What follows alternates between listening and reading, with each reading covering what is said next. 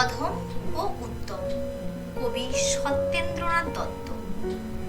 কুকুর রাশিয়া এমন কামড় দিল পথিকের পায়, কামড়ের চোটে বিষ দাঁত ফুটে বিষ লেগে গেল তাই।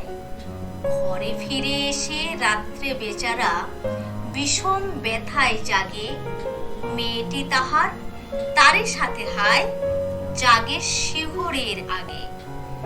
বাপেরে সে বলে ভর্ৎসনা ছলে, কপালে রাখিয়া হাত, তুমি কেন বাবা ছেড়ে দিলে তারে, তোমার কি নেই দাঁত?